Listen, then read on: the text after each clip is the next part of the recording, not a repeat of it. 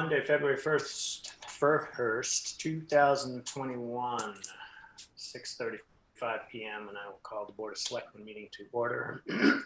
This meeting is being recorded and minutes are being taken by Gail Hunter.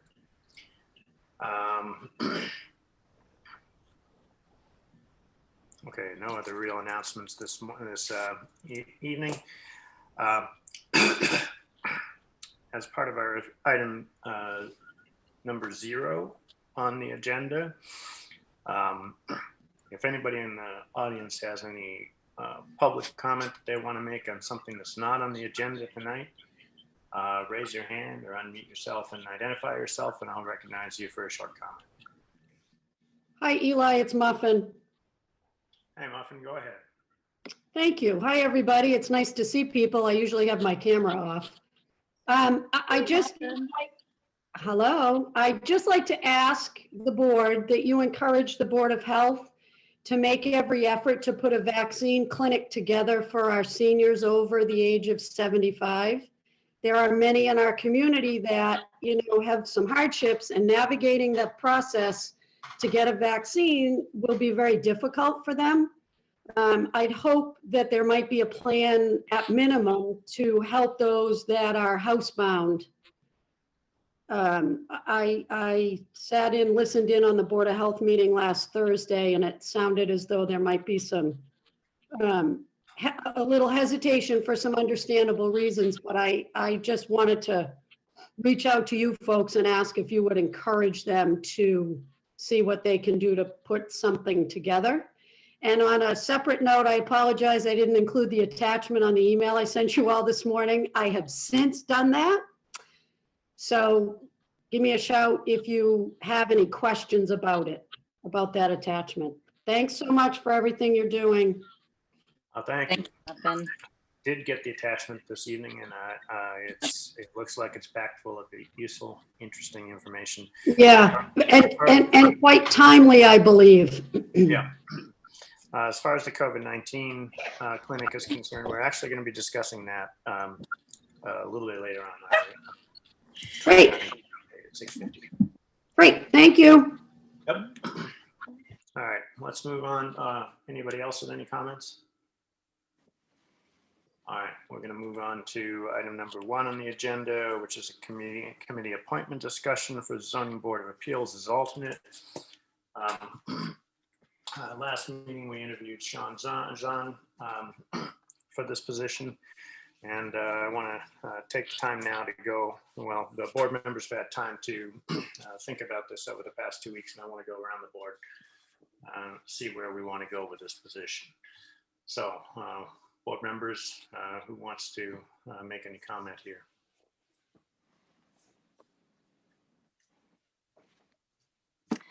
Eli, I will. Yeah, go ahead, Becky. As everyone knows, we're always incredibly appreciative of volunteers. I just with everything the zoning board is going to be facing over the next year or so, I would personally think if we could get someone with zoning background or conservation background, it would be incredibly helpful. That being said, we do have Mr. Zahn here right now. I'm just very concerned about what's coming up.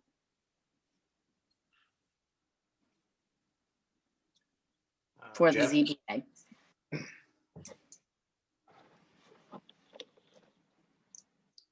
Jeff, you got any comments at this point? I'd like to hear from some other board members first. John Round? Yes, Eli, and I think I can probably echo Becky's concern a little bit, and certainly Sean. Yes, it's wonderful that there are so many townspeople that are interested in helping out. This particular board at this time we're very concerned. I won't speak for everyone on the board, but we are concerned that the critical issues that are coming up very soon.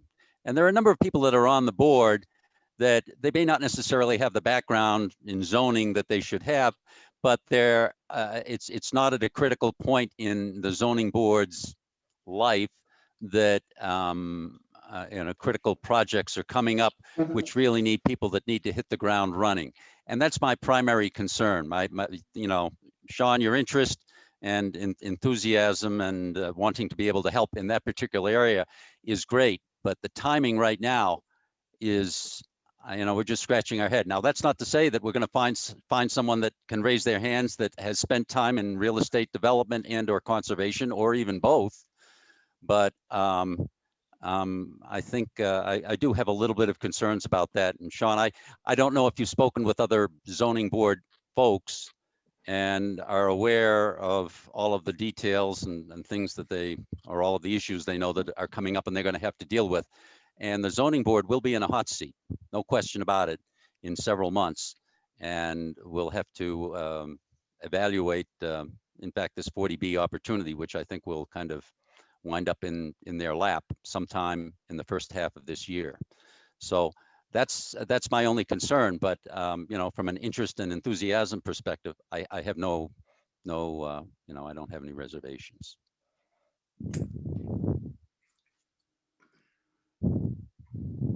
We still have Ann? Yes, Ann.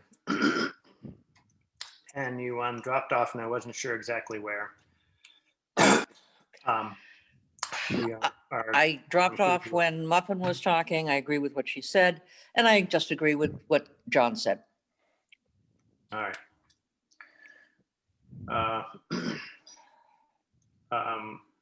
I'm sort of in the same boat. I'm deeply concerned about the 40B and the impact that's going to have on the zoning board. And except for that, I would be considering making the appointment tonight, but I think it might be a better idea for us to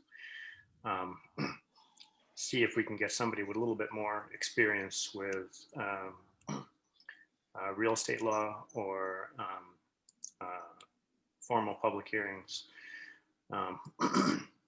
because I think this is going to be a heavy lift. Even I know alternates are not necessarily required to do the lifting, but I think we need to, as best as possible, prepare the town for this.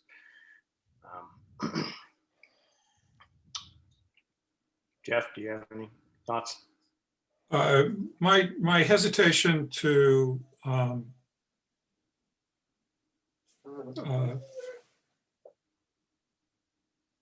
go in the same direction that other board members are going with this is that this is an alternate position. And this would be an opportunity to, over the next couple of months before the 40B goes to the ZBA, to become oriented to the board's actions and the concerns. There are other matters before the ZBA as well. And I'm kind of on the fence with delaying Sean's appointment.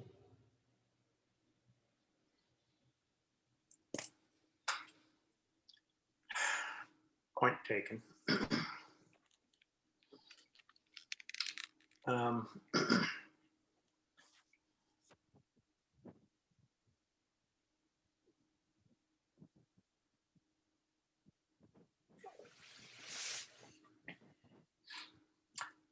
So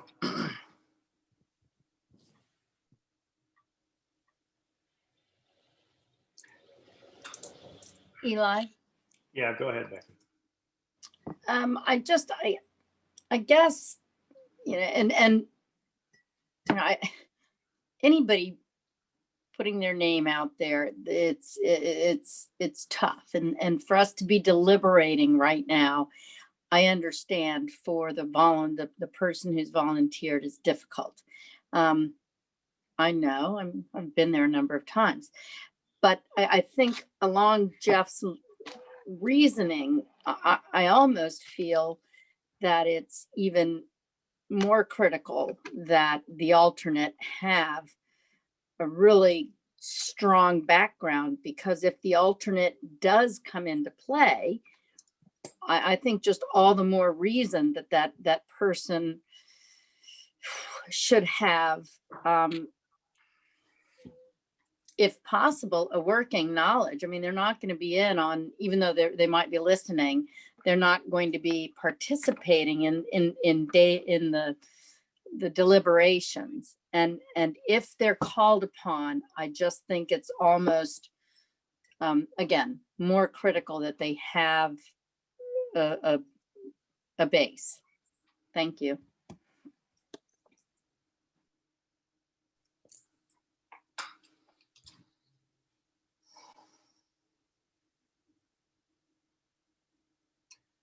Well,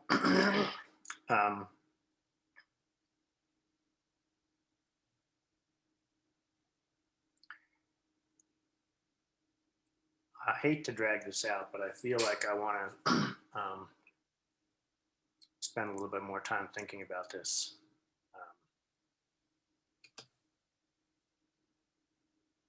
And maybe talking to some other folks on staff and ZBA.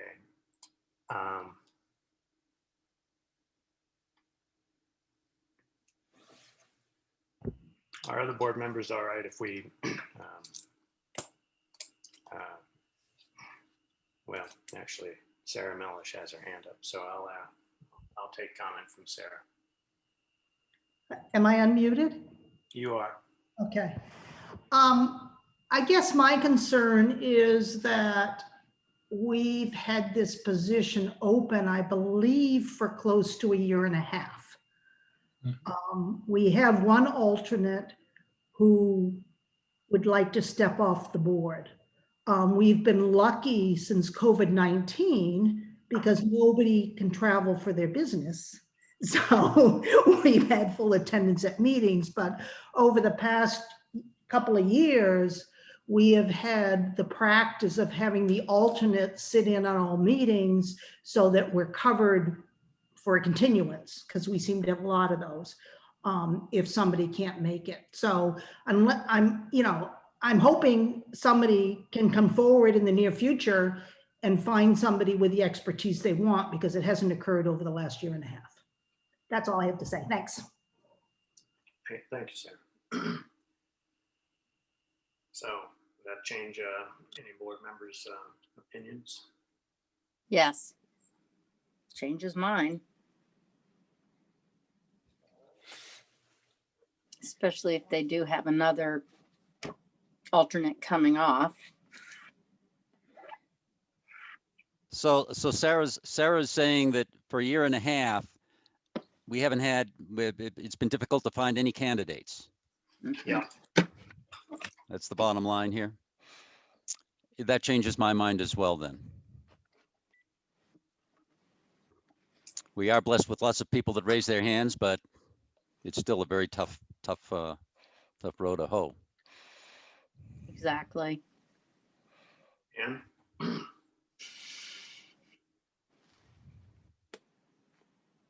Figure this out. I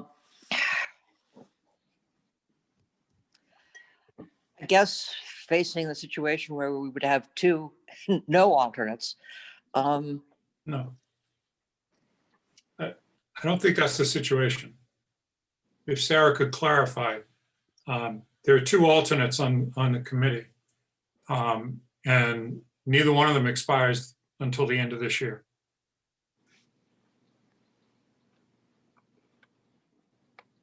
However,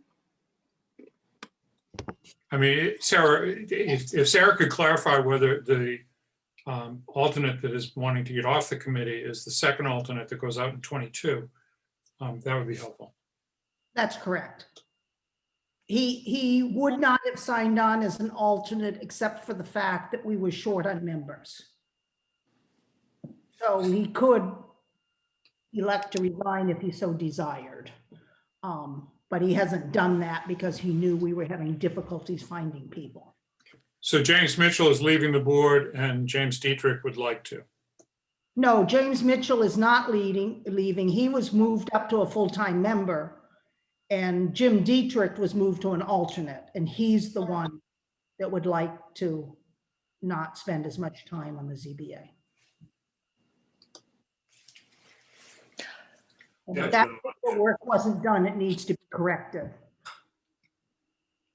Yeah, Jim has been wanting to come off that position for a while. Right.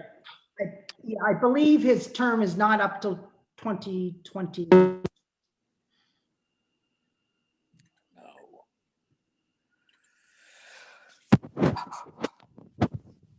Did we lose Sarah? No, I'm still on. No, she's still there. She didn't have anything else to say at that point. All right. So Sean, doesn't this sound inviting? Especially You're in what's a fun coming up. position, Mr. Zahn, and I apologize for it. We're definitely making sausage here in full view.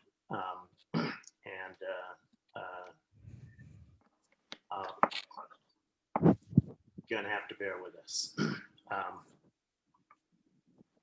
Eli, how long is this? Which alternate is this for then? Is this for first alternate or second alternate? And given that if Jim Mitchell is now full-time, that makes Jim Dietrich the first alternate. So this is for the second alternate, which would go through 2023. I believe Jim Dietrich is going to 2023, so this alternate would need to be a different term. I could be wrong, but we have a significant problem on the board because the terms don't align, because when we went down to 5 full-time members, Right. we have a problem. And I don't know how many people are eligible to come off this year. It shows that you and John Benares are up this year. Okay, And James Mitchell. boy, Except that he got, yes. that's our problem, is last year we had 3 people eligible to come off. Wow. And with everything before us, we might have takers if people can start traveling again for business.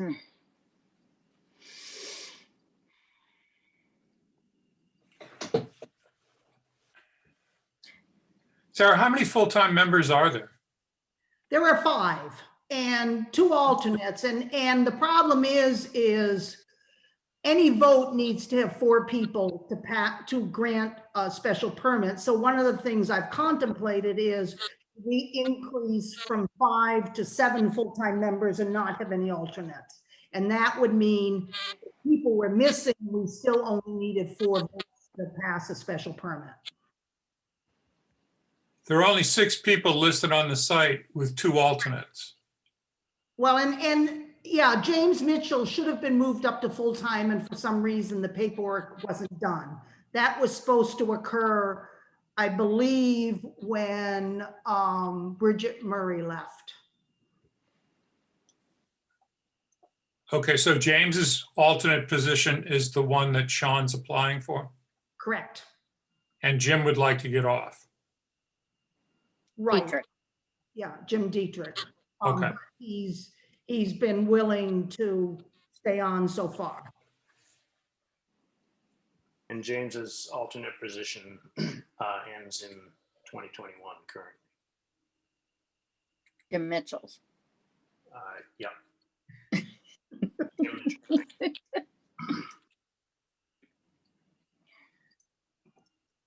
All right, we're spending quite a lot of time chewing on this. I would like to make a motion, if I may. Go ahead, Becky. I'd like to make a motion to approve Sean Zahn for the first alternate of the ZBA. That's it. Second. Friendly amendment for a term ending at June of 2021, which means we'll be back to reappoint at some point soon. Mhm. Any discussion? Yes, are the designations first and second alternate mean that if there's a need for a member to vote on a proposal, that the first alternate is the first one in? You know, I don't know the formal requirement there. Sarah, is that done by policy or is that done by statute? It's done by policy. So if there's two alternates, we find which alternate is available and willing to sit in. You know, the challenge we have is if one alternate isn't there for one meeting, you know, continue. And with the 40B, I think we're going to run into a lot of problems. So I'd like them all to participate in meetings so we have coverage. So if I could make a friendly amendment to Becky's motion, I'd like to suggest that we move for Sean to go into the second alternate position, which doesn't expire until 2023, so that he's not subject to being brought forward again. I would accept that, but are we able to do that?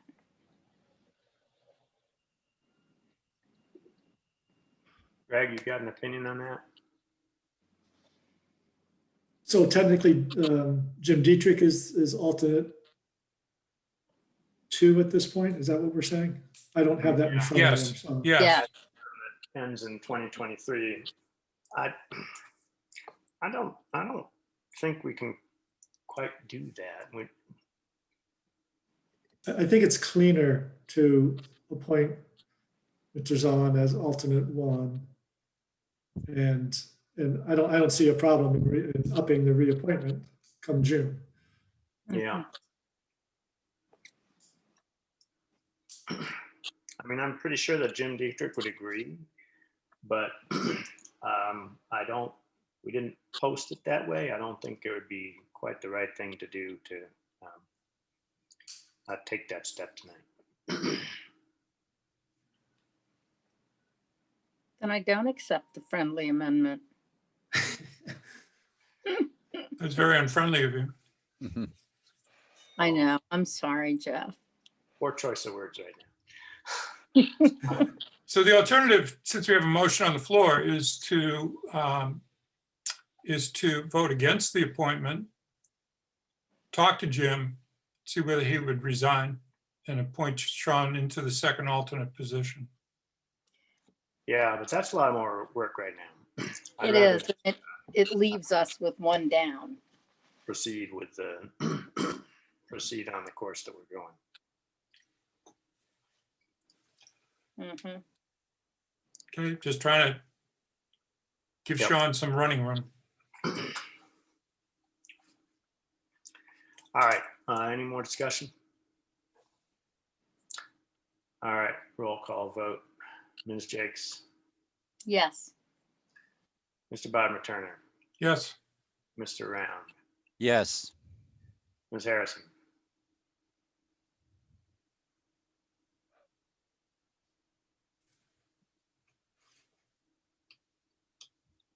she's muted.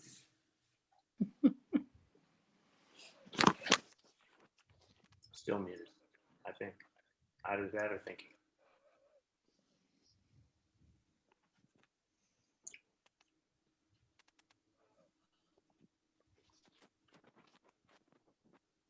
Nope, still muted. And still muted. And you Thumbs vote up. yes. Yes. She gave I it. was going to say thumbs up, thumbs down. Right. Sorry. Our internet is dead. All right, Mr. Bowling votes yes as well. Mr. Zahn, I apologize for the tortured manner of this appointment. You have just had the misfortune to step into just the right strange squeaky little spot at one of the more difficult points in time of our boards. And Um, uh, That's all I can offer you. Well, thank you. I know it was difficult, but I promise I won't let you down. Appreciate it Thank very you much. thank you, Mr. Zahn, and sorry to subject you to that. Happy reading. Yes.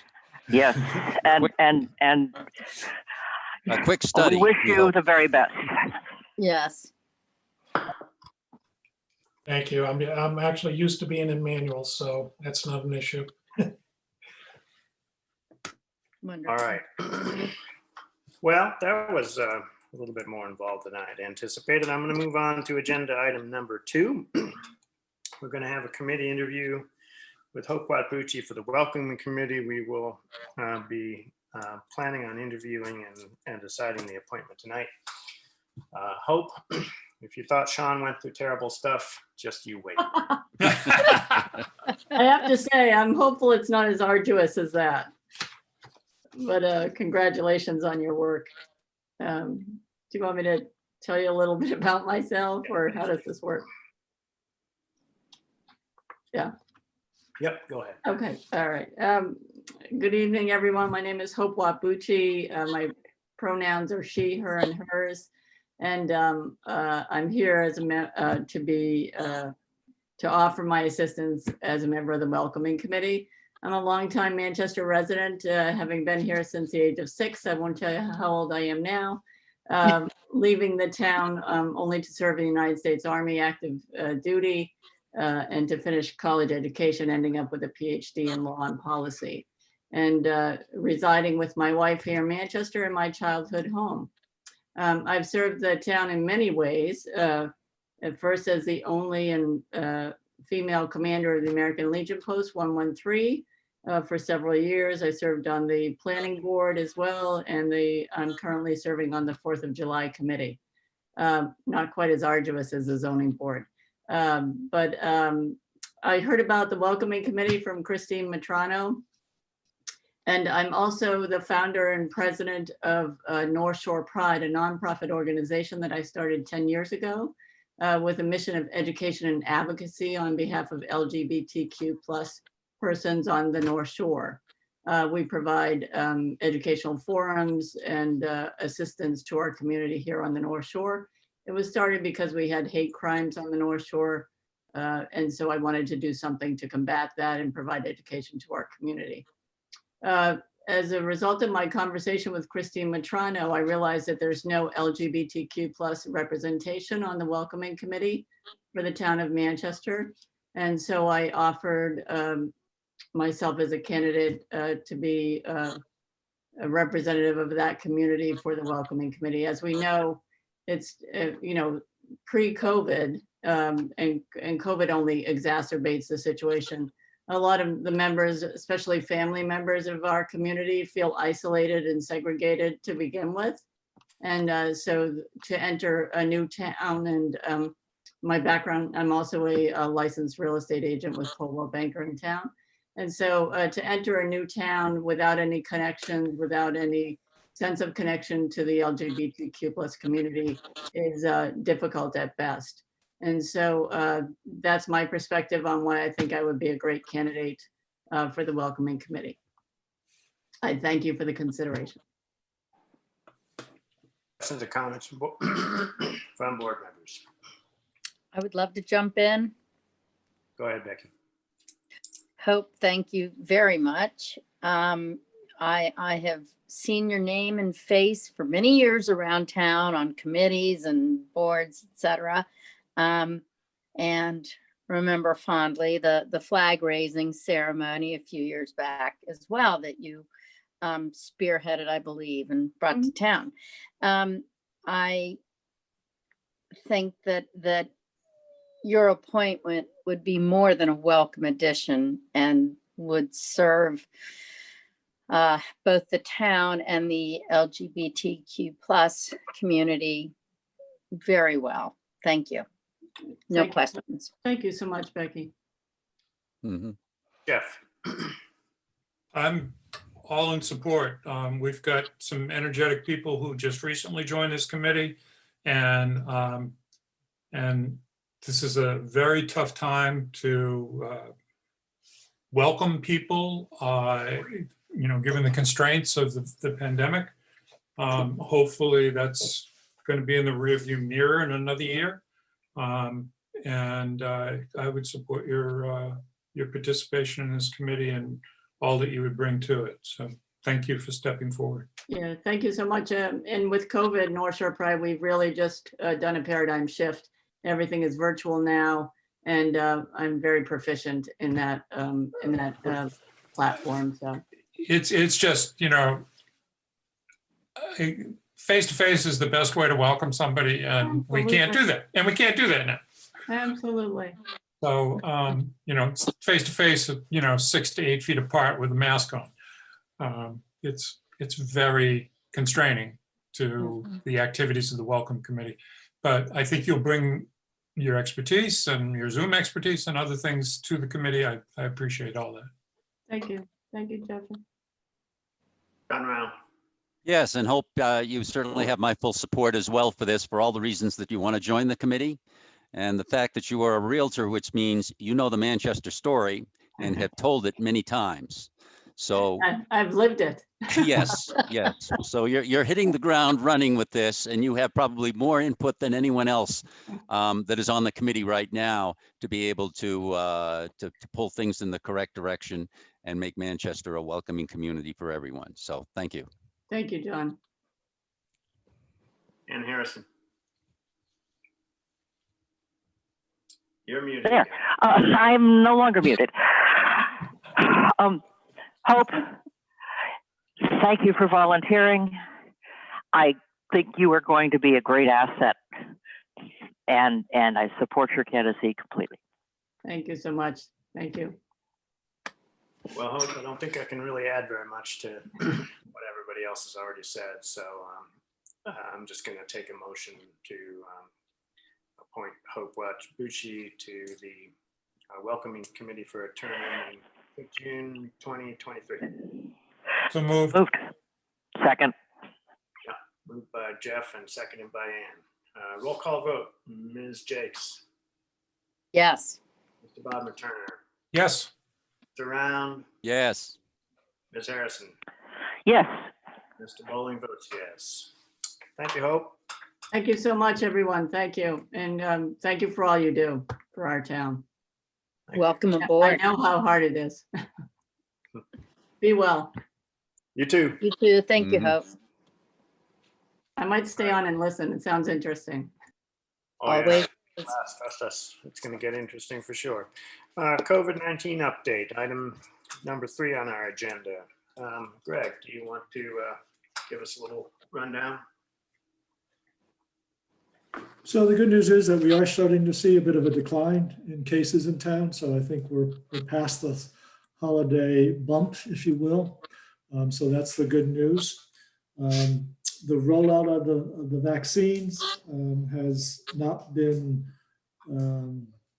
trouble-free. It has had some bumps along the way. The state is working hard to set up vaccination clinics, but it is struggling to deal with a lot of unknowns and still put together a coherent and efficient plan. It really starts with not having a clear sense of how many vaccines are coming into the state. That's currently still controlled at the federal level. And so they're trying to get more lead time, and CDC and others are working to try to give a little more lead time. So they are hoping that things will get better in the coming weeks here. As I'm sure you know, the state has opened up a number of vaccination sites. A new one opened up in Essex County in Danvers at the Doubletree Inn or Hotel. And so that will be the major site for vaccinations in Essex County. But in addition to that, both Walgreens and CVS as national pharmacies, they are participating, and independent pharmacies are also participating, though not all of them. And again, the struggles around getting vaccines is what's hindering getting more people shots. The state does have a sign up, online sign up system that experienced some stress and hiccups with just being flooded with people trying to get on and getting appointments. Again, I think they are working hard to iron out those hiccups. They've also in the process of rolling out an 800 number so that people don't have to just go by internet. They can dial up and talk to someone to help register. And there's also not only that at the state level, but at the county level, the volunteer Medicare group is also gearing up to provide assistance in people registering for a vaccination slot. The primary care physicians and the local hospitals they are affiliated with, they are ramping up as well. I know that Leahy Health folks whose primary care is through Leahy Health, they should have received an email directly about ways they can sign up. And if they haven't, they will be in the next few days. So that is ramping up as well. Currently, we're still in the end of phase 1, at the beginning of phase 2. So people 75 or older are eligible. They've gone through the healthcare workers and first responders, et cetera. And I've also done most of the nursing homes and congregate care facilities. So having said all that, the Board of Health also has been discussing how we can set up a clinic in Manchester. They were most interested in assisting the local pharmacies, both Allen's and Allen was teaming up with Conley Drugstore in Ipswich. And we've been working with them to try to set up some clinic days. Conley's is willing to do it, but it is dependent on getting vaccine. And they were disappointed in the number that they were allocated this past Friday. And so they do not have sufficient supply to set up a clinic in town this week. We had hoped that that was going to happen, but it is not materializing, perhaps next week. The Board of Health has some hesitation about setting up a clinic on our own, given the challenges. It's more complicated than a flu shot, just how the vaccine has to be handled and registering people, et cetera. But they did give the green light to put the paperwork in so that we are eligible to receive the vaccine as soon as we can put the other elements together. One of the challenges is the monitoring that has to take place. So after you receive a shot, depending on your various health conditions, you have to wait 15 to 30 minutes before you're allowed to leave the clinic. So that just adds another factor to it all, and wanting to have emergency medical care on scene in case they're in the unlikely event, but nonetheless, in case there is a bad reaction to the shot. Luckily, that is not happening very often at all. Most people who have a mild reaction, they may have a low-grade fever or a sore arm or that sort of thing, but nothing that requires medical attention. But nonetheless, I want to be prepared in case something more severe takes place. So I know that Council on Aging and staff in the Board of Health continue to work on plans in case we can pull together a local clinic, focusing on particularly our homebound seniors, to make sure that we can provide a service to them, as they obviously would have a harder time navigating the so-called mega site at Danvers, or perhaps just getting to the hospital or whatnot.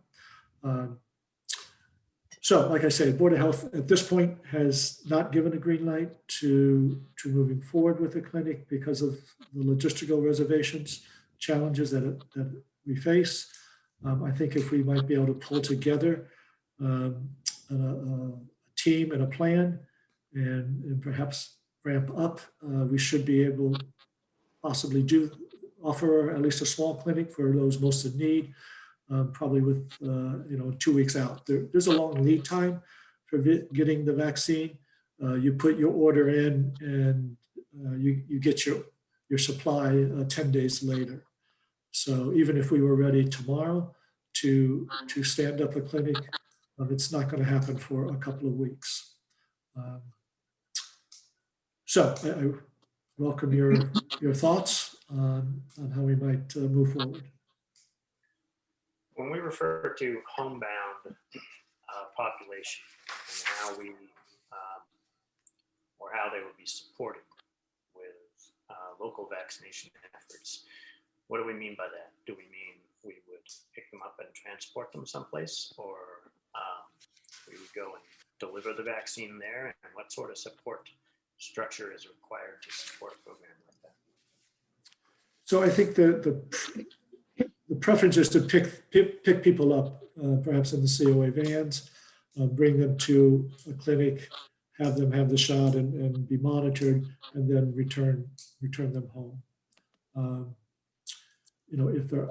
If there is someone who is truly homebound and can't navigate getting out of the house at all, really can't leave the home, then we would need to work with their primary care and perhaps visiting nurse that their primary care can order to help facilitate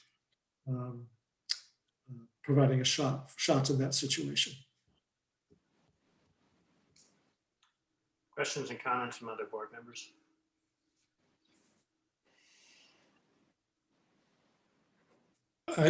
Eli, if I may,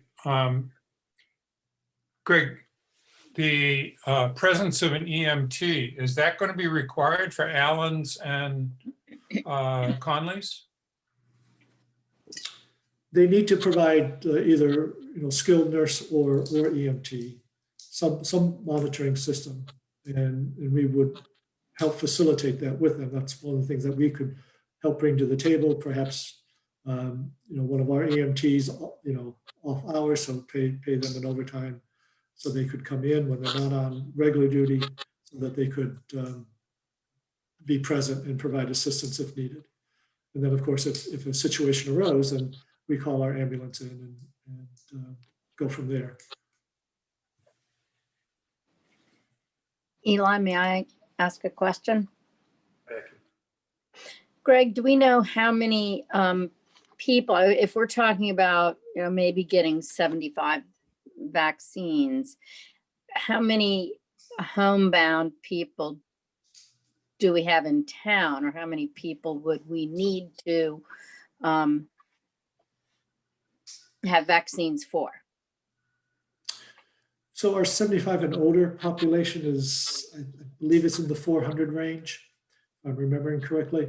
And those who are homebound and really have a real challenge, it's probably in the 50 range. Maybe that's a little high. 35 perhaps. I would say between 35 and 50 is what we're looking at in terms of that subset of the 75 and older. So then how would we determine who would get the remaining vaccines so they wouldn't go to waste? I mean, we would want that lined up. Yeah. Yeah. So that's one of the challenges. You need to make sure you have enough people. I don't think that would be a problem. I think we could line up I don't folks. think so. I think there are plenty out there who'd be willing to on a call to take advantage of the local shop. Thank you. John or Ann? If I may, what I hear on the street is that it's very hard to get it.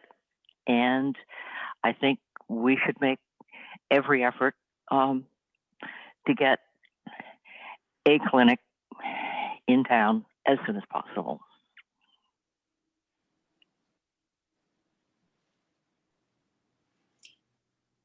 John? You're muted. Sorry about that. So Greg, the Board of Health is kind of endorsing the pharmacy approach to this. This separate clinic that you've kind of referred to here, the Board of Health is not involved. They just don't feel they have the staffing to support that. Well, they're That's just, correct. yeah, so they have reservations about doing it because they don't want it to fail and they don't want it to have problems. You know, they understand the need, and this whole situation has been evolving sort of daily in terms of what the state is doing and how they're ramping up or not. And so they were hoping to see how things evolve over the next week or so. If things get markedly better in terms of primary care physicians and the hospitals, along with the pharmacies, the larger pharmacies at least, and the state-sponsored clinics, they wanted to see if that was going to be sufficient or not.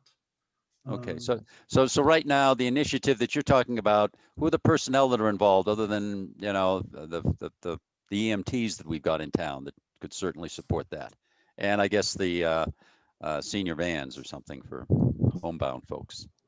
Right, and then so Ellen Lufkin certainly as our primary administrator for the Board of Health, she's the workhorse.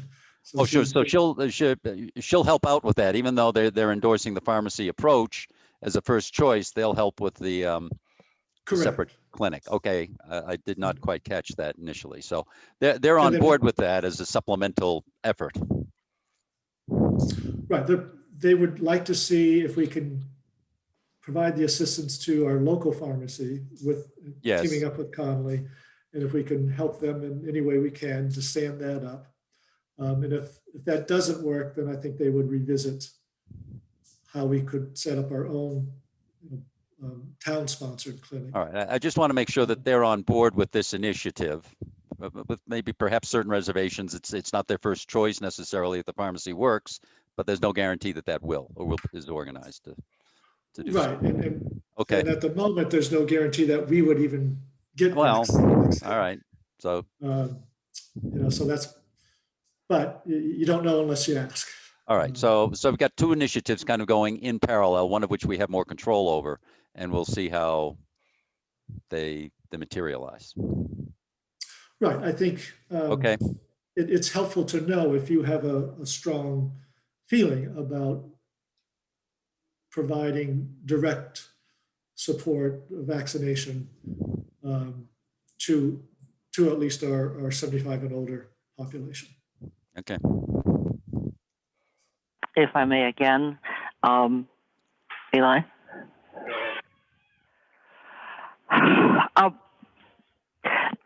When the COVID first erupted around here, we were very concerned about seeing what we could do to make the lives of our townspeople better. I think this is another opportunity to do that, and I think we should push it hard. Eli, may I? Yeah, go ahead, Becky. I completely agree with Ann. I think that we have, even some people for whom, a trip to the pharmacy would not be in their comfort zone at this point. I think that if we can get vaccines going for our homebound people as quickly as possible, underscore as possible, I think that's what we need to do. Yeah. So, Eli, can I ask another question? Yeah, go ahead. I'm trying to understand how, what kind of money you need to put this all together. We would need to pay an administrating nurse. We would need to pay an EMT. Do we need to pay for the vaccine, or does that come to us through state grants? We do not need to pay for the vaccines. We do have a group of nurses who have offered to volunteer to provide the shot itself. And so I don't see this as a high cost from a dollar perspective. It's just making sure that all the needed logistical pieces line up. From making sure we have good refrigeration and monitoring of that refrigerator for the vaccine itself, to making sure we have the staff on hand or the volunteers on hand to do the monitoring and post the shot. Okay, so that leads to the final two questions that I had, which are, one, do we need to purchase the kind of refrigeration necessary for this vaccine, which is a very super cool refrigeration system, or can we pick it up the day of and use it that day? So we can request, and I think they're only giving to the local boards of health, the Moderna vaccine, which does not require super cool refrigeration for 30 days. So it can stay in a normal refrigerator for up to 30 days, is my understanding. Okay, and my final question is, what specific training do the nurses need, the volunteers need to administer this vaccine? My understanding is that visiting nurses are not allowed to do this because of A, training issues, and B, refrigeration issues, probably more the refrigeration issues, but. Right.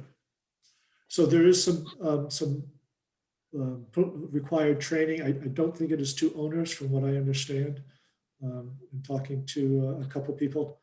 But I don't have those details to share with you right now. Okay, so we need to get the volunteers trained. We need to provide adequate refrigeration.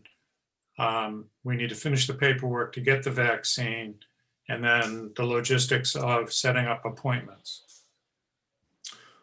Right. So Ellen Lufkin and the Board of Health and Nancy Hammond and Council on Aging, they're willing to sort of be the lead and work on all those logistics.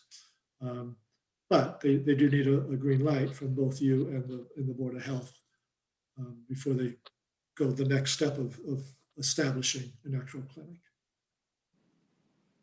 Okay, and we'd also need to track patients in terms of first shot, second shot.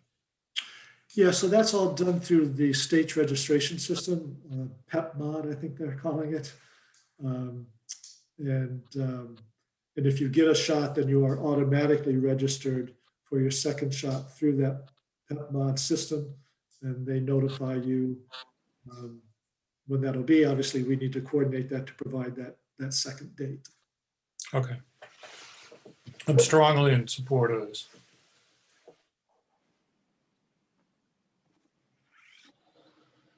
Around. No, I mean, I echo Jeff's conclusion. Yes, do whatever you have to do. I think we've got to get more dogs in the fight, if I will use that word. If we've got two programs, and we'll see how the pharmacy approach goes, and maybe that can pick up most of the slack. But I think we have to have an initiative here internally, and it sounds like we have. It sounds like, Greg, you've got lined up the skill sets that you need to make this happen. I did just receive a text from Ellen saying that she did hear from the owner of Conley's, and that he is looking to set up a date in town. So that's good. I don't have a date to announce, but he's looking to establish one. So that's I'm glad to hear that. Mm-hmm. All right, and I support this as well. I think at the very least, targeting our 75 and older population and homebound seniors is important to do. It's the right thing to do. They're the ones in part that we've been thinking about all throughout this as our most vulnerable segment of the population. So I fully support it as well. And I don't believe you actually need a vote from us because there's nothing in particular here for us to act on. We're just supporting the move on the part of the Board of Health. Yeah, that's fine. Thank you. All right. Moving on. Item 4 on the agenda is 40B project update and discussion. First off, I sent around an open letter, got comments from some. I want to get permission from board members to send that out with appropriate edits that were provided to me by individually by people. Most of those were syntactic, a few minor corrections. And that letter would go in the Cricket and by social media. Comments? Eli, Yeah. can we also put it on the town website, on the 40B or somewhere, just as many places as possible? And thank you for writing it. That's well done letter. Thank you. The letter would go out from all of us. I also, Eli, I think it's a great letter. I mean, we've all seen many of the letters that have come in from concerned citizens, and it's evident from the content that a lot of them don't understand the whole process. I think all of us on the board realize that's a challenge because the process is rather, I don't know, strange, or it's not intuitive. And so the fact that you're really clarifying that as much as you can here, I think will help a long way. So I thought it was a well-written letter. I mean, it's a long process, but it's a long letter because it is a long process. So good. Jeff?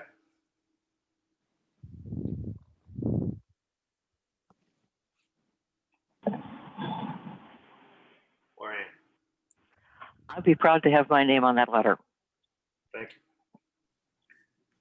Jeff? You're muted. Oops, I was muted. I said I support the letter as written and echo Ann's comment. Thank you. I will get my final edits on that and get it out tomorrow morning sometime. Eli, may I make one more comment? Yeah. You know, as John said, it's a very interesting process. And I think the most difficult part for me to swallow is that it's not a law that is designed to actually solve the problem. It's a loophole, and how we best deal with this, I think, is you explained it as well as anybody could. Okay. Now, briefly on the informational side, we're going to be meeting again with the developer.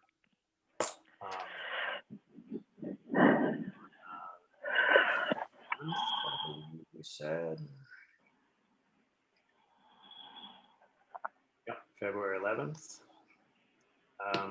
Is there any additional information that board members need from Greg or staff before we go into that meeting? I would like a little more. Go ahead. I'd like to get more information on their winter conditions operations plan. There is no plan that we've received. They've talked about, you know, where they're going to put out off snow, but there's not a winter conditions operations plan per se. And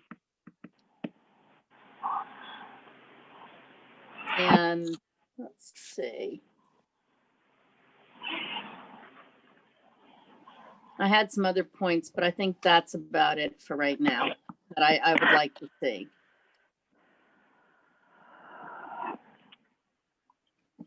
Eli? Yeah, go ahead, Jeff.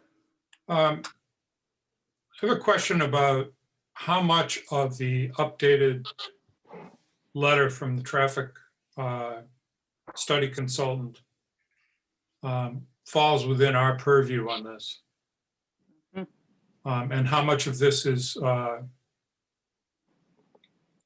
information that should go to the ZBA to hash out in the comprehensive permit?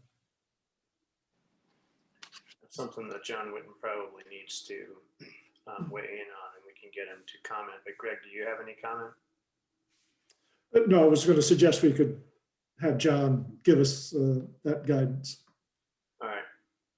We'll do that and get that emailed out to people.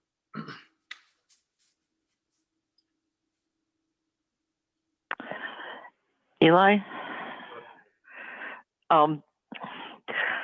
Going even finer into the traffic consultant,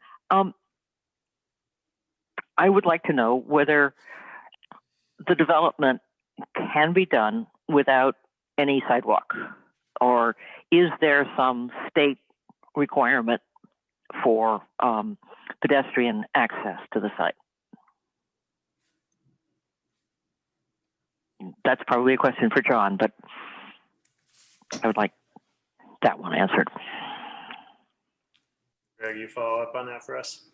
Yes, I will. John Round?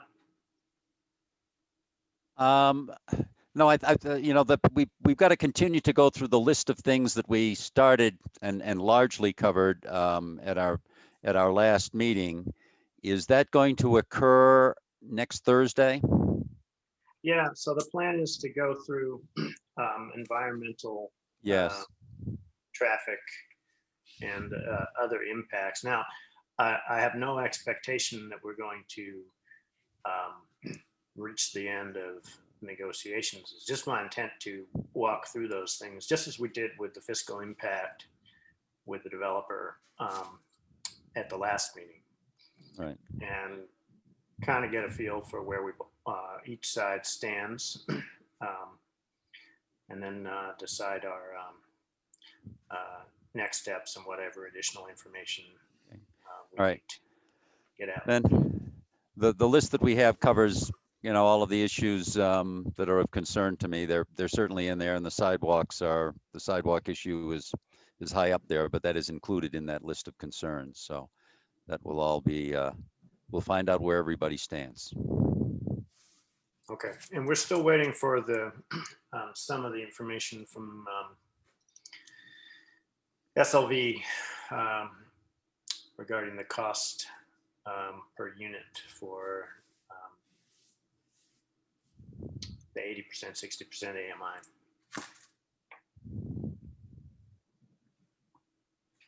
I did have one more question that I was interested in getting answered. When we received the information from Stantec, it said that the two studies that, or not the two studies, but the two developments that SLV reported to Stantec were 770 Broadway and Saugus and 460 Cambridge and Winchester. But I couldn't find a 460 Cambridge Street. I did find a 416 Cambridge Street. But I wanted to know, is there a 460 Cambridge Street that we are supposed to be looking at? And if I could get that information, just to be looking at what we're supposed to be equating this to, that would be helpful. Becky, could you just say those numbers again? Yeah. It was Stantec, well, SLV provided to Stantec in terms of developments that also had just one point of ingress egress, as 770 Broadway in Saugus and 460 Cambridge Street in Winchester, but I couldn't find a 460 Cambridge Street. I did find a 416 Cambridge Street in Winchester that was a proposed 40B. But I don't Okay. think either of those really equate to what we're looking at. But in any case, I'd like to just make sure that I'm looking at what we're supposed to be looking at. Yep, okay.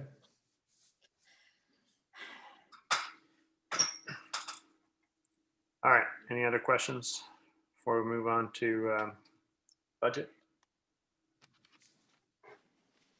All right, moving on to item number 5, fiscal year 22 budget discussion. So I'll let Greg do an introduction here, but I do have one comment to make.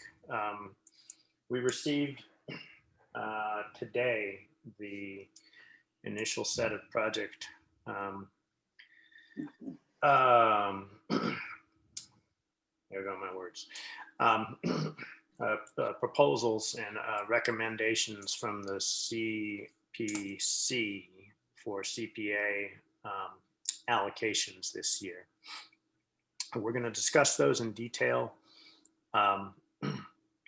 next meeting because we received them today. So, however, it's bringing to mind the fact that we are getting much deeper into our normal budget track. And so ordinarily we try to wrap up various different aspects of the budget planning according to a schedule that assumes they're going to annual town meeting in April. And this year that's still somewhat up in the air. And I had a discussion with Alan Wilson, and he's not at all clear or not at all confident that we will reasonably be able to have an annual town meeting in April, but he hasn't, decided yet. But I think that we should discuss this formally at our next meeting for a couple of different reasons. But one is to give people plenty of heads up if we do decide to postpone it. And two is some of our processes could be elongated a little bit. So instead of, if we knew that the annual town meeting was going to be a little bit later, we could give some of our committees and boards a little bit more time, a little bit more breathing room in some of the things that they're doing over the next couple of months. And one thing that's available to us that was not available to us last year is Chapter 39, Section 9. The Board of Selectmen can actually delay for a fairly broad, long period of time, all the way out up to the end of June 30th, the annual town meeting, provided we haven't approved the warrant yet. Last year, we'd already approved the warrant, so we relied on Alan, who bumped the meeting out 30 days at a time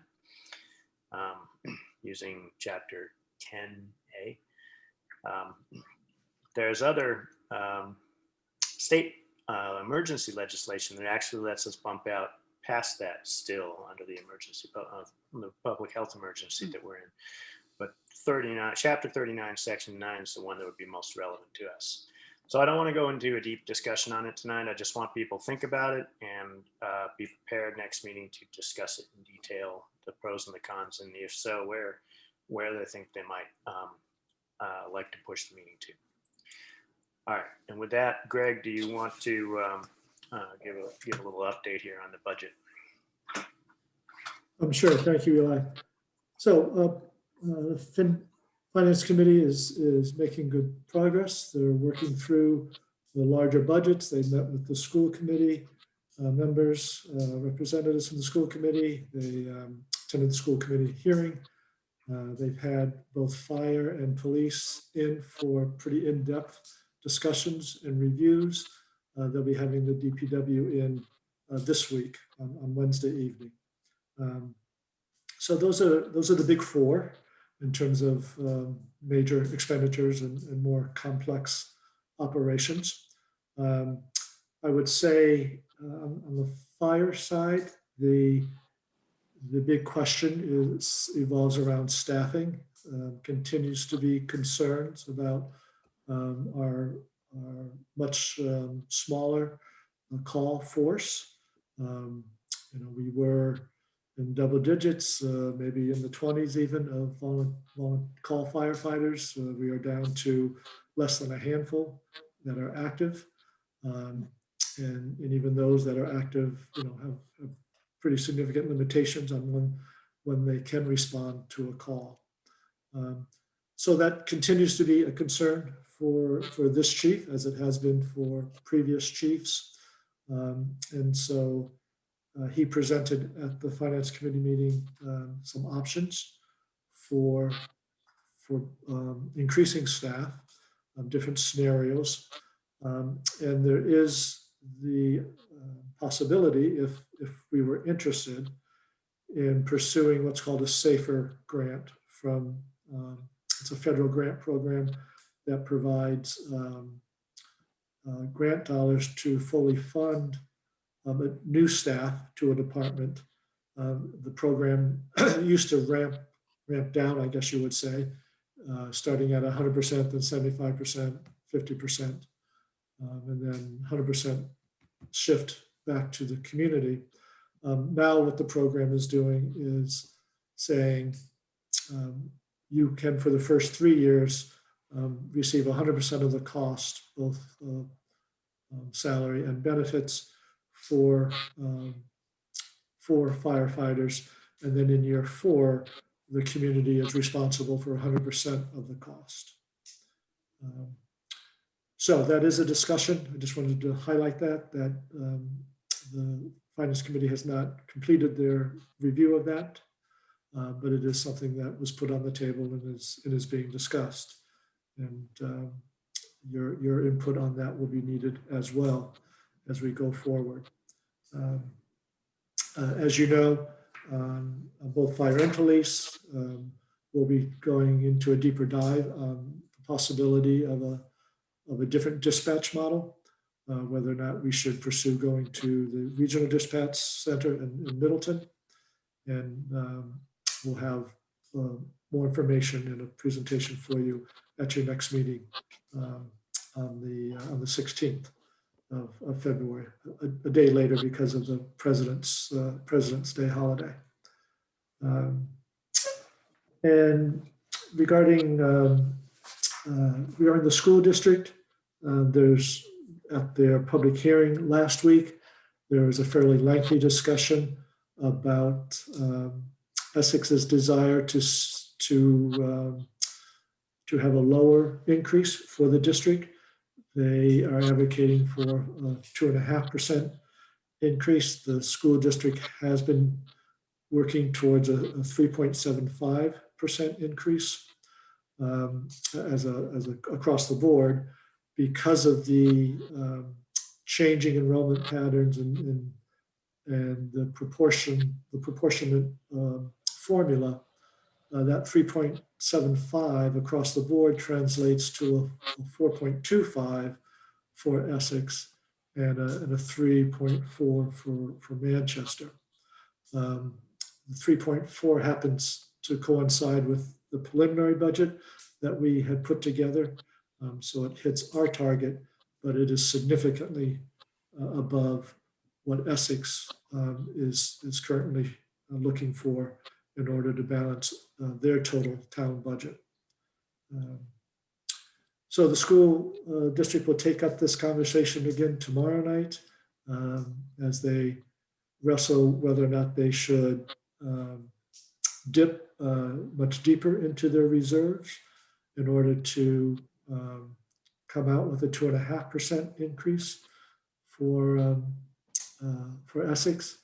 That would be closer to a 2% increase for Manchester, which just puts more pressure on their reserves.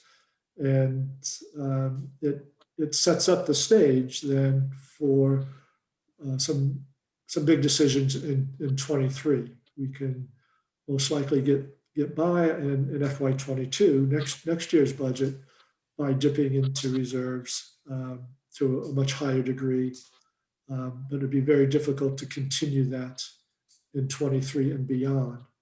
So you're setting yourselves up for either some significant reductions in programming and expenditures, or at least a hard look at reorganization. If you can achieve some of the same programs with a different structure, perhaps, that's always a challenge, but it's always something that the district tries to do. Or you're needing to have an override. in order to fund what is needed to continue the current programming. So it's a bit of a turning point, and it requires some thoughtful and engaged discussion on all three parties, the two towns and the district, to decide what is the good path forward here. So I would say that is those three topics really are sort of the ones that are looming large. So the school budget in general, probably number one, staffing at the fire department, and what we do with dispatch, which we'll have a more in-depth discussion on next week, not next week, but your next meeting. So with that, I think it's, I turn it back to you, Eli. Sarah Melish, I see your hand raised. I'll get to you in a minute.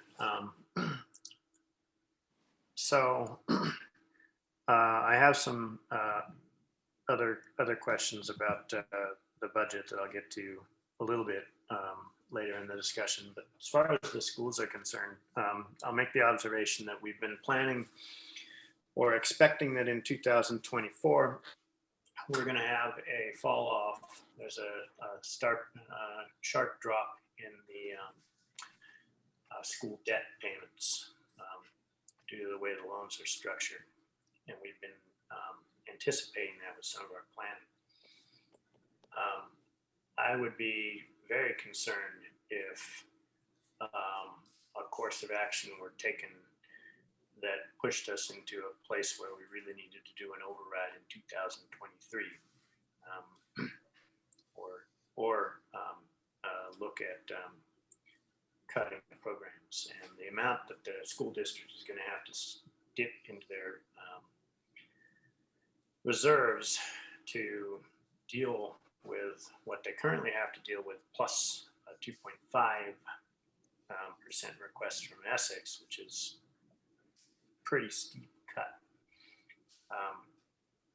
That would be very difficult for the school district to recover from without requiring an override. So I have pretty big concerns about that request from Essex and how it would impact us in 23. Other board members?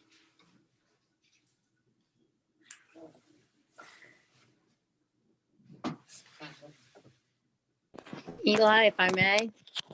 Yeah, go ahead, Becky.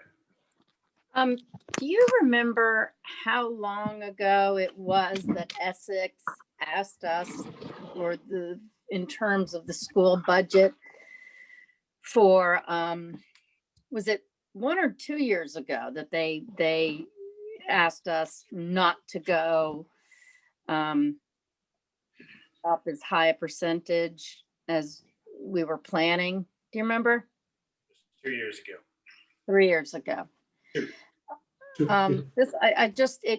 concerns me. I'm not, that was supposed to be a one time. And I understand that it's no one can predict things, but to your point, I know the school has already been dipping into funds, and it's not sustainable for them to keep doing it, especially if they end up with a significant emergency that they would have to use those funds for. And it's already, aren't they, Greg, didn't they mention at the meeting something about keeping level funding? We're already down 4 positions. Was that it? So every year for the last few years, they have been trimming, typically by not replacing a retirement. Right. So they have been working hard to get by without replacing some of those retirees. Mm-hmm.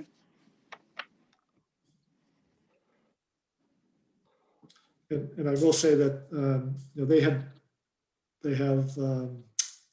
had to dip significantly into the reserves for this current year. Going hybrid has required in some cases, having to double up. So a teacher or staff member who for health reasons, can't be exposing themselves even with the various protections that are in place. So they're on paid leave. And so they have to replace that person with someone else in order to provide the in-person learning.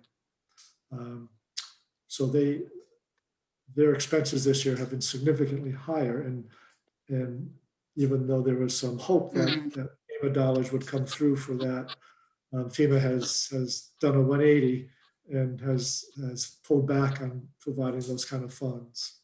They do have some CARES money, but not nearly enough to cover all of the expenses that they're incurring. Thank you.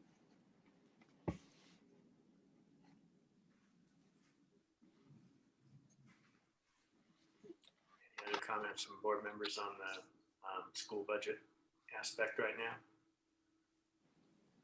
Eli, I might ask, I assume that the school committee is quite well aware of this override concern that you have described. Is that a fair statement? The specifics of it? Well, that's in total. I believe that they are aware of it. I have had a private conversation with one of them within the past day or so when I heard about the Essex vote. I would certainly intend to express that opinion to the broader school committee. Okay, so long as they are aware and they kind of integrate that concern into their discussions. Yeah. Oh, a challenge on the scheduling side. There is, I believe they're meeting tomorrow. Correct. But we also have the codification public forum tomorrow.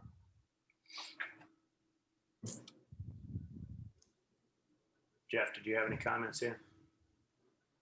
I'm biting my tongue, Okay.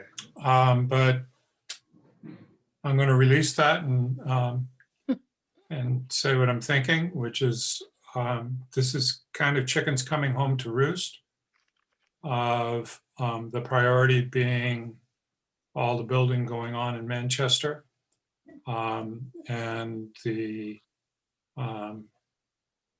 the feelings of the Essex community that that they've been put into a position of paying for development in Manchester and not receiving much of anything. And that this really came to a head when funding was jeopardized for the Eagle Nest rebuild. I think there's a lot of resentment in the Essex community. And I'm here to represent Manchester, but I worked in Essex for 18 years at the elementary school. And the feeling about the need to build Memorial School over again first was that they took care of their school and they were getting pushed to the end of the line as a result. And that Manchester did not take care of their school and they got a new building. So I think it's a really challenging situation, and they've defrayed expenses for many years on other projects within their town until that was no longer tenable. And they're almost at the point of completing the capital project of a new public safety building, which is much needed and has been much needed for a long time. So I don't think that Essex should be made out to be the bad guy here. Whether they can hold off until some of the bonds start to decrease or not, I don't know, but I think the sense is that they've been asked to hold off, and they need to prioritize what they have. So it's a really tough situation. I think an override is a no-win for both towns. And holding off is a no-win for Essex.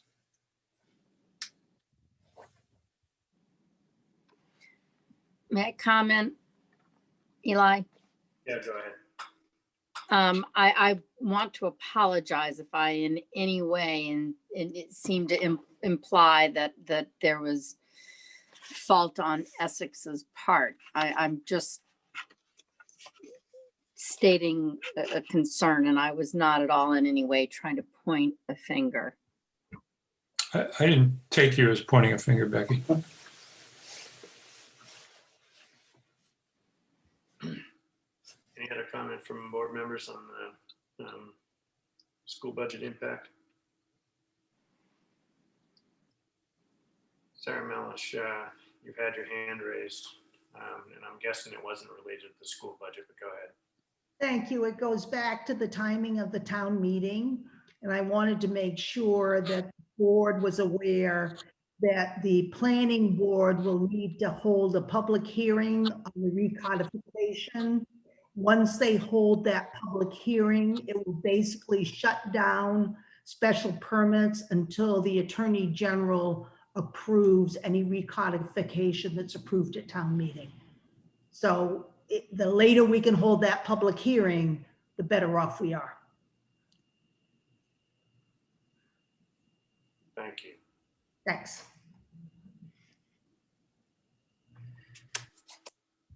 All right. Other aspects to the budget that board members want to talk about. I do have, what, Sarah, is your hand raised again, or is that? No. I lowered it. I thought. You and I both lowered your hand. Yeah. We'll try again. Sorry. There we go. All right. I have one or two items on the budget, but do other board members have anything they want to go over with Greg?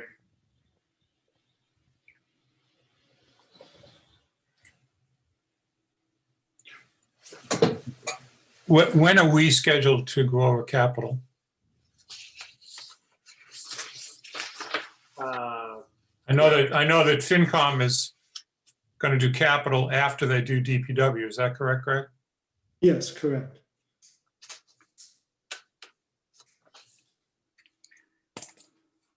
I would, Greg, when did you plan on going over capital with us on an ordinary flow? Right, so it would, I was hoping we could have time on the 16th after you do dispatch. That's a lot to handle in terms of CPC, dispatch, and capital, but yeah, I agree. Yeah. So we may need to push capital then to your first meeting in March. Yeah. Sarah, go ahead. FinCom is doing CPC and capital on February 18th. If that helps. Yep. So first meeting in March is still reasonable for us. Is that all right with you, Jeff? How do we, that means that we would have to move the town meeting. I don't believe You wouldn't have to, but you're pushing it awfully tight. If it works for people, you could do a joint session with FinCom and do CPC and capital with them.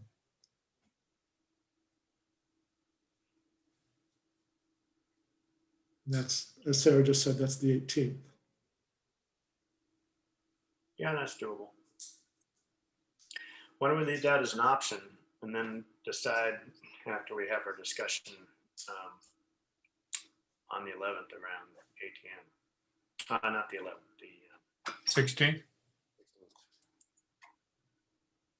16th, Eli? Yeah. Yes. No, that's not going to work. That doesn't work for us because we have to post before then. Yeah. All right, let's go ahead and post the joint with FinCom if board members are willing to do that.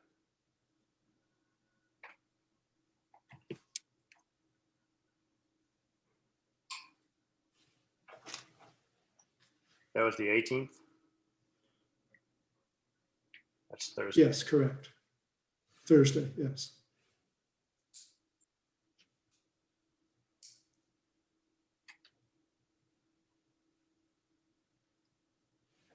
All right, and that actually leaves us the option of pushing it out if we do decide to push things out on the 16th with respect to annual town meeting. Is that at 7? I have that their meeting on the calendar, town calendar is 7. Is that what time, Sarah, or is it 6:30? 7. Okay, thank you. FinCom meets at 7. I tried 6:30, it didn't work. Okay, thank you. And FinCom is meeting on the 40B on 17. Is that FinCom or ZBA? FinCom is meeting on 40B on 2/17. CBA has its meeting on 2/17. So I won't be at the FinCom meeting Okay, for design. okay.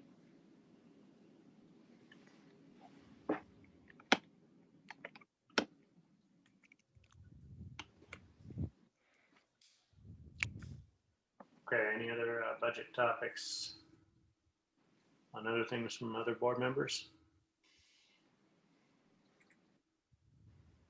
So I'm going to have some ongoing questions, probably about trash. I've made inquiries about our trash contracts and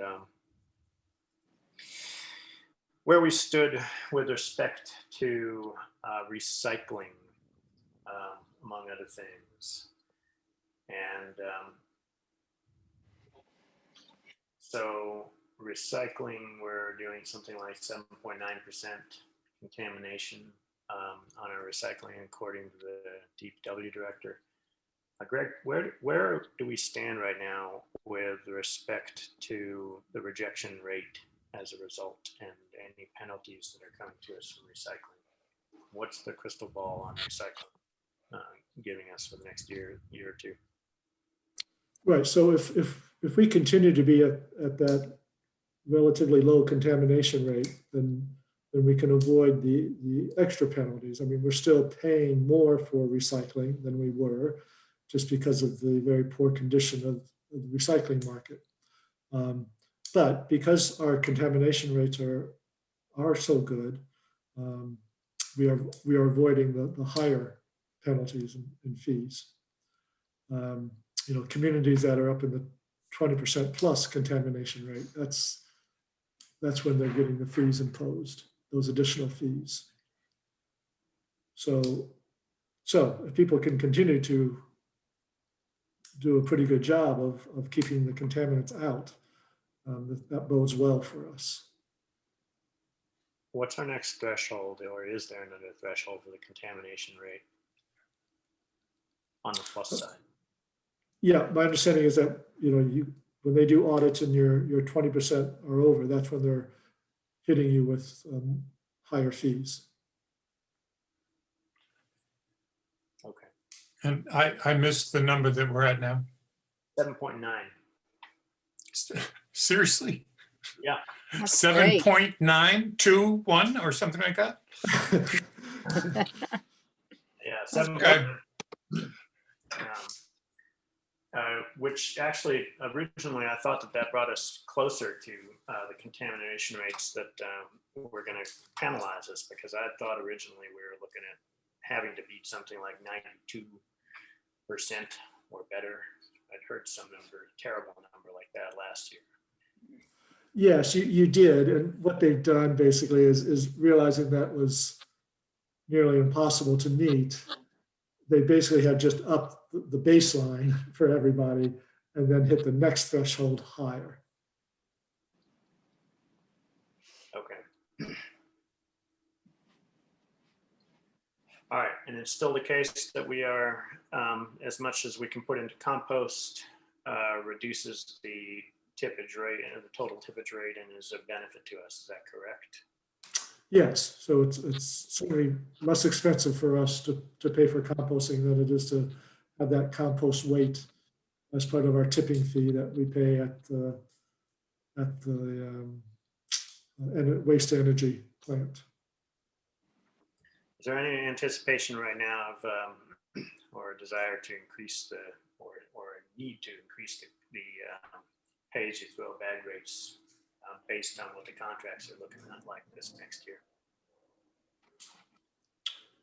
So we continue to take in less money than it cost us to manage our solid waste all around. The bag fees are bringing in, I think I want to say in the 250 range, perhaps. I think in that general vicinity. And our total cost for solid waste is probably close to double that. So we are not covering our costs through the bag fees.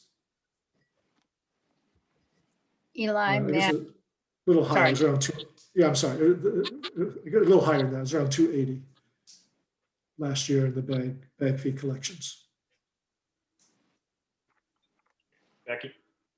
I know we talk about this every year, but maybe it is time to raise the cost of the bags. Those costs are only going to go up more. And if we, I think, do a gradual increase in bag price, it's a little more digestible, perhaps.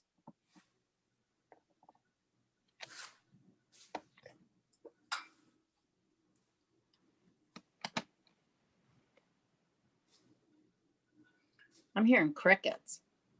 Yeah, well, dumped a bunch of data into the meeting without people having the benefit of having just discussed it before, mostly because it occurred to me over the weekend and I started making inquiries over the weekend. So I really didn't want to get to a decision point today. I just wanted to raise some of this data and maybe refine it for a longer discussion or a different, more detail-oriented discussion at a future meeting. Maybe we can put it on the agenda for another time. So I think we do need a little bit more data in terms of options for how it would affect us if we, or how it would allow us, how much we would have to increase the bag fees to mitigate some of the contract increases that we anticipate coming up over the next couple of years. Mm-hmm.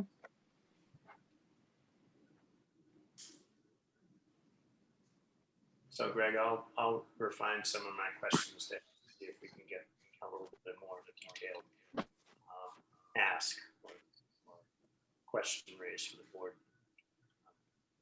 in front of one of the next meeting or two. Yeah, that'll be fine.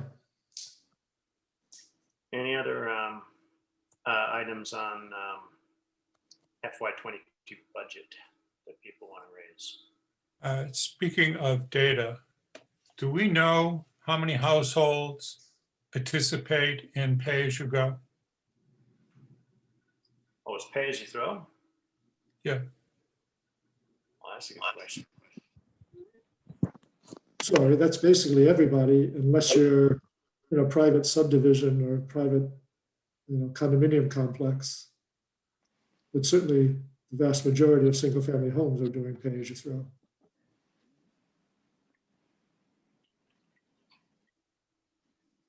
So there's not a substantial number of single-family homes that are privately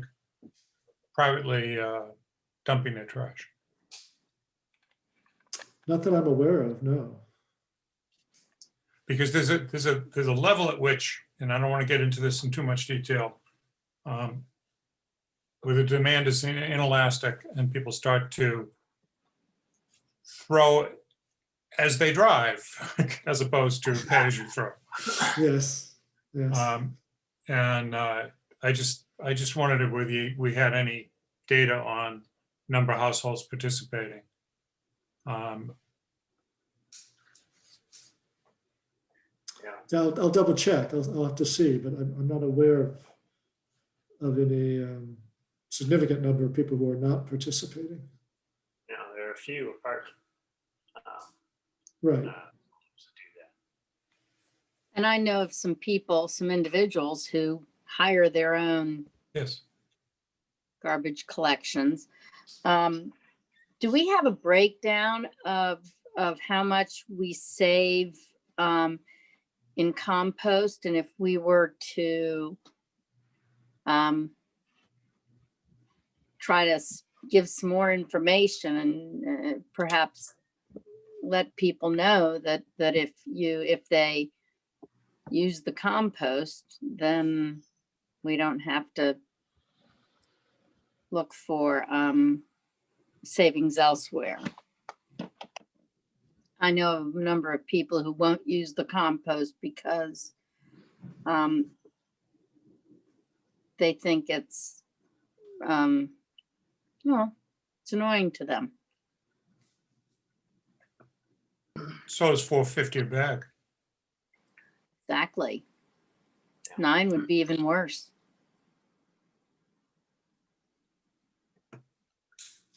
So Becky, I'll have to revisit some of those numbers, but we do have them. I just don't have them with me right now. Sorry, I'm dragging everybody down a rabbit hole. No, No, it's not. These are some of the details that would have to get raised in order for us to have a cogent discussion and reach a decision, which is what I wanted to do, is to provoke some of these questions so that we could have this discussion and reach a decision. Does the Sustainability Committee have any of that information? They have some of it, but not with the latest numbers, I don't think, but we'll certainly ask them. Oh, I see. It's changed, Dave. Attention. All right, any other questions that people want to have answered about trash for when we actually have a serious or a decision-making discussion on this? Or recommendation making discussion. I'm sure FinCom will be interested in these aspects. Eli? Yes, Oh, am I interrupting anyone? It's Jane Matrano. I just found out you were on oh, hi, Jane, how are you? the meeting. It says Dave, but it's Jane. Yeah. Are you right in the middle of I have a question that I was hoping Is to. it related to the budget? I hope you didn't. Is it budget? No, it's not. It's COVID. Okay, tell you what, let me finish up a couple things on the Sure. budget. Sure. I'll come back to you for your COVID question. Thank you. You just stick with us. Any other budget questions? All right. And I will close out agenda item number 5, which was budget discussions, and I'll go to Jane Matrano's question on COVID. Thank you.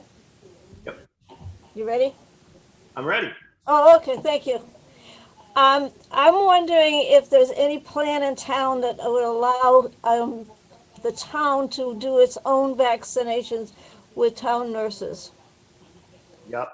There are a lot of us that would like to do it that are nurses, and we just don't know how to go about it. Yep.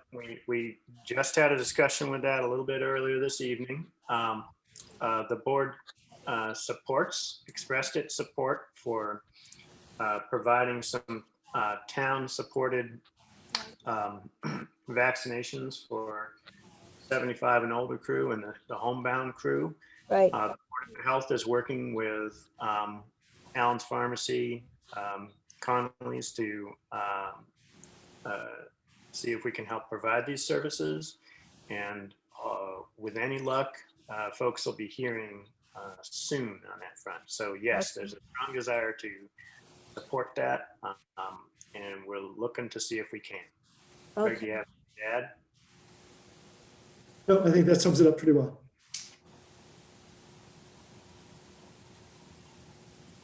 So you'll hear more in the coming days as soon as we can put together the details of a plan where we can actually commit to providing that. Okay, great. Very good. Thank you. All right, item number 6 is the consent agenda.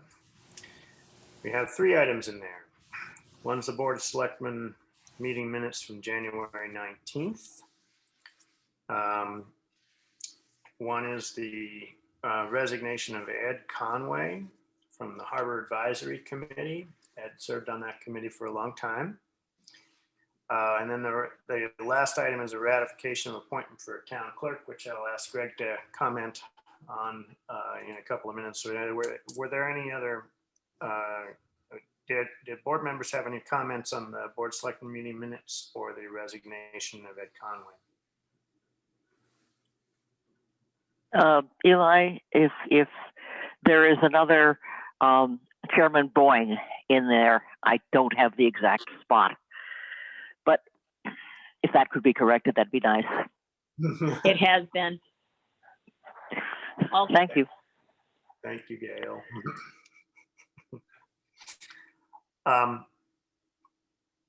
Ratification of appointment of the town clerk. Greg, would you speak? Yes. Pleased to present for your ratification, Diane Bucco to be our next town clerk. Diane comes to us from Wenham, where she is currently the town clerk. It's an elected position in Wenham. She's been doing that for the past 6 years.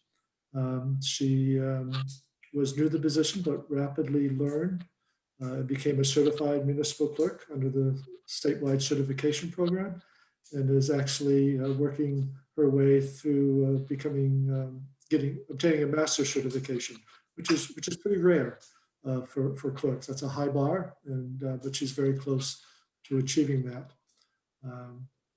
Diane received very high marks, both through our internal interview process. The staff that joined me were very impressed with her passion for the job and her commitment to working as a team member for town hall. And also her various references were quite glowing. In talking to some folks who she didn't put down as references that we knew had worked with her, they shared the enthusiasm for her and the good work that she has done, and we believe will continue to do for us going forward. So she's available to start up with us later this week, and in order for that to happen, I need your ratification of her appointment as town clerk for Manchester. Questions or comments from the board members? Sounds great.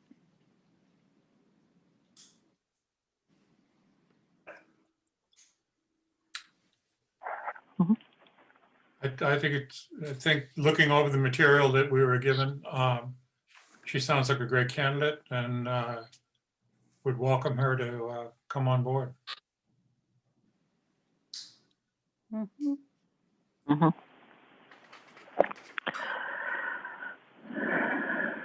Comments there, then I will take a motion to approve the consent agenda with the Board of Selectmen meeting minutes from January 19th, the resignation of Ed Conway from the HAC, and the ratification of appointment of Diane Bucco as the town clerk.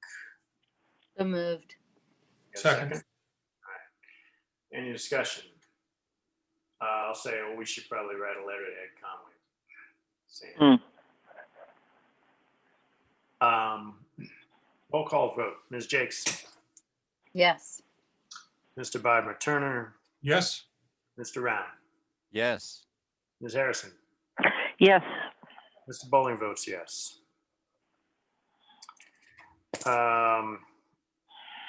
Correspondence. So we have 2 items in correspondence. One is from the assessors, which outlines the overlay surplus for the general operating budget, which is a regular report from them. And the second is a petition article for town meeting regarding 40Bs and affordable housing. This is a non-binding petition article.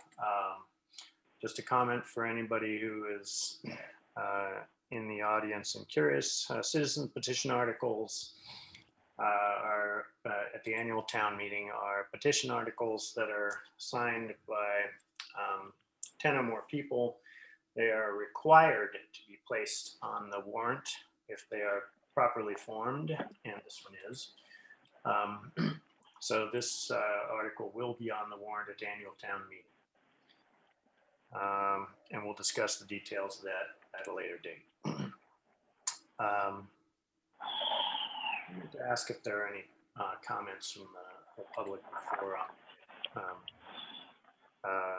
FY22 budget discussion. If anybody has any comments or questions that they want to ask, I'll give them an opportunity right now before we move on. Eli Hill, go ahead.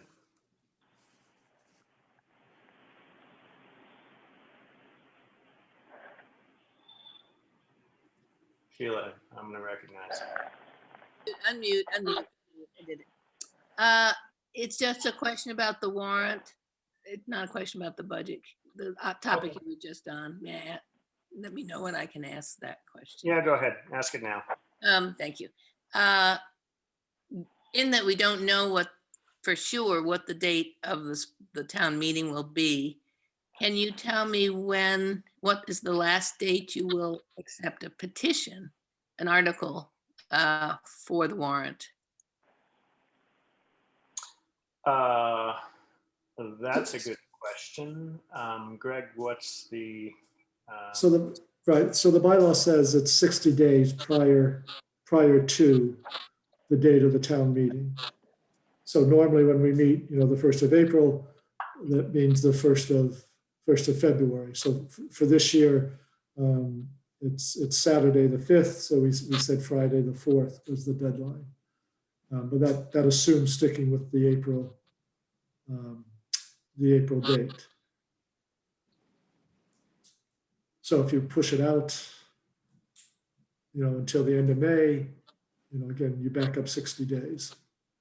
So would it be retroactive in a sense if you changed the date of the April meeting?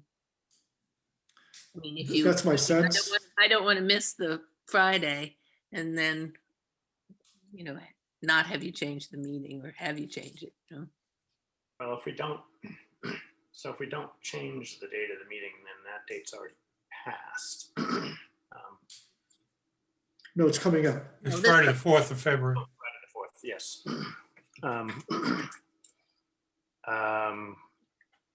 But would it be retroactive? I mean, it would, if we pushed it out, if we pushed the date of the meeting out and made that public, then I believe that would push out the date of the petition article limit. So her dilemma is that you won't make that announcement until after the deadline, the original date passes, which is this Friday. Yeah. Well, not a lot I can do about that. I can't tell you now how it's going to turn out next meeting.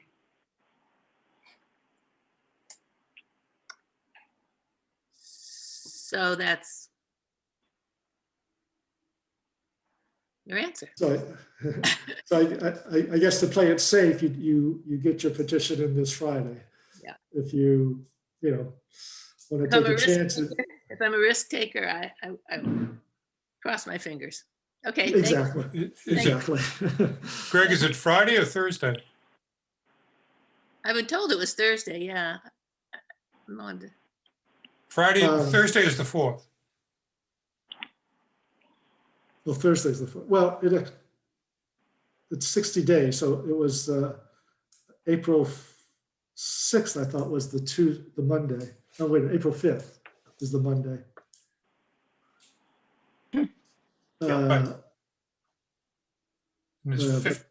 How many days in February this year? There's 28 days in February this year? Yes. So you're right, it would be Thursday. Oh, I was thinking Friday was the 4th. I'm sorry.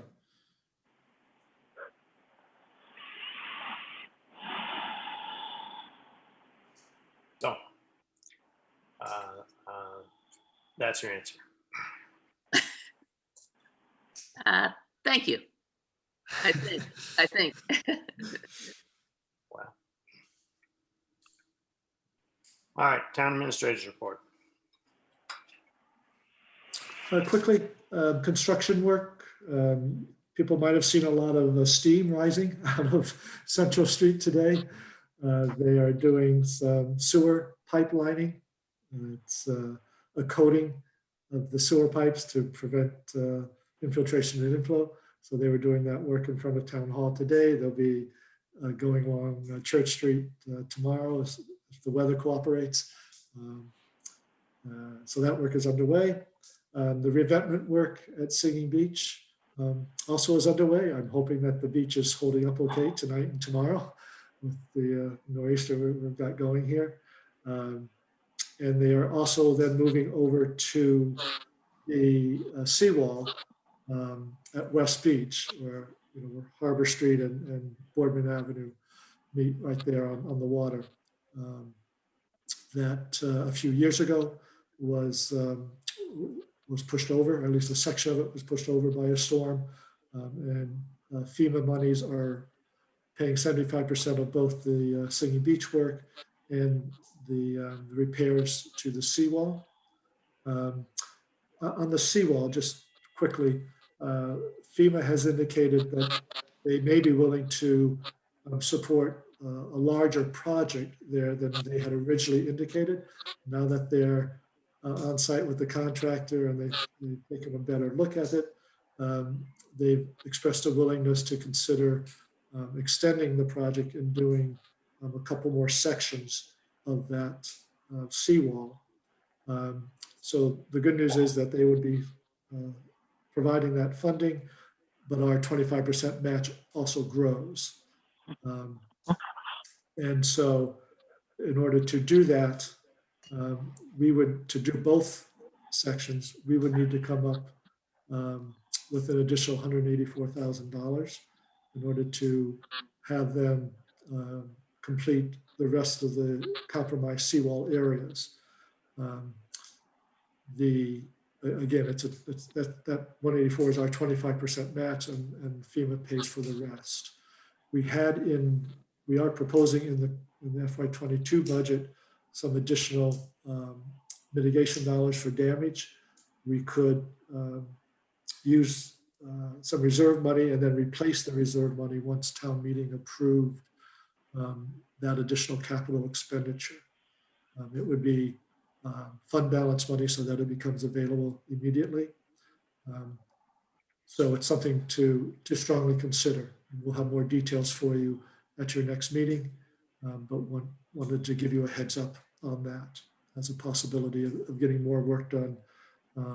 Again, using mostly the FEMA money for that. HVAC system is almost complete. We're very close to the finish line finally, and that'll improve air quality as well as the more efficient heating and air conditioning system for Town Hall. So glad to see that project finally wrapping up. And then secondly, Eli mentioned it, there's the zoning recodification public meeting. It's a forum to go over a series of possible changes to the zoning bylaws. The bulk of the changes are recodification, reformatting, bringing our bylaws in line with current case law, current state law. There are some sections that are proposed for changes, and those will be reviewed tomorrow night to see if there is public appetite to make those changes. If that is the case, then the planning board would put together a final set of recodification and bylaw changes in preparation for a town meeting vote. So tomorrow night is a public forum where it's basically taking public input, and then subsequent to that, the planning board would compile a final proposal, and they would hold public hearings then on that final set of proposals in preparation for presenting the final set to town meeting for a vote. So again, that meeting is tomorrow night. And I didn't remember the time, 6:30 or 7. I think it's 6:30. 6:30. Yeah, thank you. Yes. So those are the two things I wanted to go over: construction and the recodification. Sandy had a question. Yes, this is for Greg. Having listened to some of the planning board meetings, it sounded like there was going to be a series of meetings about recodification, not one. Can you clarify that tomorrow night is the only one? Do we have your name and address? Oh, I'm sorry. Sandy Rogers, 82 Old Essex Road. Thank you. So Sandy, I'm not 100% sure if they'll have additional forums. I think it'll depend on the feedback and number of participants and the length of the questioning. But there will be additional meetings because they're required to have the public hearing as well. So at a minimum, there'll be tomorrow night's forum and then at least one public hearing. And if tomorrow night requires, there's more questions and concerns or debate than time for, then they would hold a second forum and then put off the public hearings at a later date as well. Okay, thank you.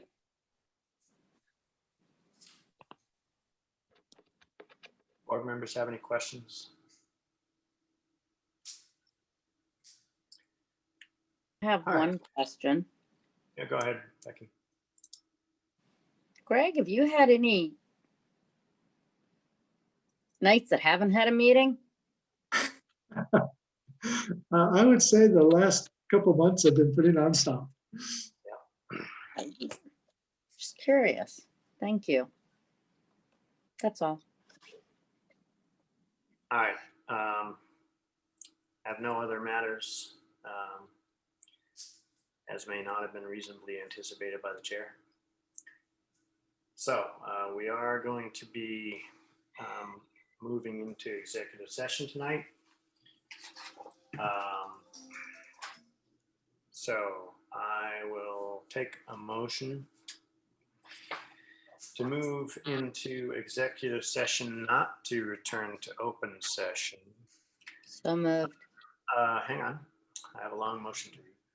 Oh, Under there's only- Massachusetts General Law, Chapter 30A, Section 21A, Paragraph 2, to conduct strategy sessions in preparations for negotiations with non-union personnel, or to conduct collective bargaining sessions or contract negotiations with non-union personnel. Also under Section 3, to discuss strategy with respect to collective bargaining or litigation if an open meeting may have a detrimental effect on the bargaining or litigating position of the public body and the chair so declares. And also under Section 6, to consider the purchase, exchange, lease, or value of real estate if the chair declares that an open meeting may have a detrimental effect on the negotiating position of the public body and the chair so declares. That's my. Get a second? Somebody has got to. There. Second, Second. too many mutes. Roll call vote. Ms. Jakes, Yes. Mr. Bodmer-Turner, Yes. Mr. Round, Yes. Ms. Harrison. Yes. Mr. Bowling votes yes. All right. Axel and Sandy, I have to boot you. Thanks for coming for the meeting tonight, and we'll see you at our subsequent meetings.